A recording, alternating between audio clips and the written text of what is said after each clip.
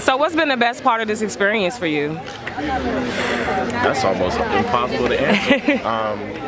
I mean, you know, without sounding corny, the kids, really. I mean, you know, that's really the highlight of this whole thing for me. For some people, it's Disney itself, but I mean, I really just think kind of Disney is the catalyst for this great thing happening. Obviously, they're the center of it all, but for me, the highlight is the kids. It's a relationship with these kids that you develop every year. It's even some of the kids who now come back as champions, who've been through DDA in prior years, they now come back and they're kind of the older young people who kind of share their experience and now share their maturity and their aspirations and their reflection of what this program has done, you know, and how it pushes a lot of these kids forward.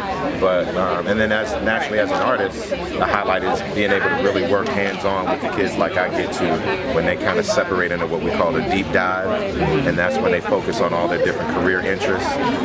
So they spent 3 hours with me yesterday. We just went in, just, you know, been able to share alongside a young lady, Alja Campbell, who's been working here at Disney for maybe 15 years. And so the two of us, we basically just had a master class, you know, together, and really dug in and trying to give these kids some really concrete, you know, some good solid information about what this job really is, what this experience really is, what this responsibility really is, all right? What it takes to be Roxy Diaz, all right? What a lot of hair and makeup. So, you know, you work in the entertainment industry.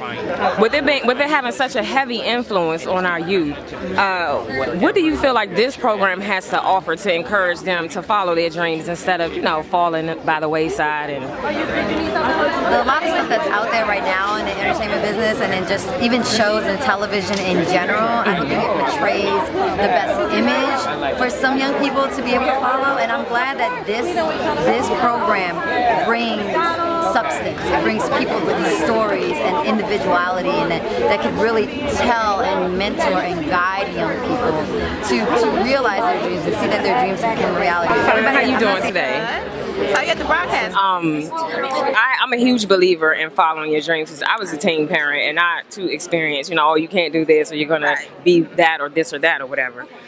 What was that defining moment like for you that made you decide to say, you know what, I'm gonna follow my dreams. Forget what y'all say. Right. Well, when I graduated high school, I went to college. I got a degree in psychology, and then I went on and got my master's degree in counseling. And my defining moment was when I got laid off. I basically reached the top of I could in my career. I was working from home in a private rehab case management position, working with wounded veterans, and I got laid off. And so I said, let me just take some time to see if this is really the course I want to take.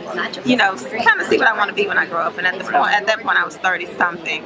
So my parents were like, but you know, they gave me the opportunity to still dream. Like, you never really, you can't say you ever stop dreaming to someone. And this program is beneficial because it allows kids to explore what they're interested in. There are people from all walks of life that come here to mentor them. Just like my background now, I'm producing a national syndicated radio show, the Steve Harvey Morning Show, because I sat down and I just kind of took my time. And I started out working at the front desk of the radio show with a master's degree. And I said, you know, just let me see what this has for me, what unfolds. And then by the time I started learning radio production, the producer quit, and here I am, you know, producer of a national syndicated morning show. We have 75 markets, and you know, I love what I do, and I always tell the kids, or just anyone in life, if you love what you do, you never work a day in your life. And so, you know, a lot of people say, oh, I'm not a morning person. You have to be whatever kind of person it takes to get the job done, and that's exactly what I was. You know, I was eager to succeed at something. Being from a small town, Jackson, Mississippi, I love where I'm from. I love my southern upbringing. They call me Mississippi Monica. But I lived in Dallas, I lived in Atlanta, and now I live in Chicago. So had I been closed-minded and said, oh, I'm not the kind of person, I don't want to live in Chicago, it snows. I know nothing about snow, but I've been there 3 years. Last year I survived the worst winter in history. But I didn't even, that turned the negative into a positive. I went and got the cutest boots. bracelets, I got scarves, I got gloves. We are making Chicago work, honey. Okay. So, it's always about transforming your life, transitioning, and never being afraid. Just step out on faith, and you'll be fine. Pursue your dreams. Awesome. Thank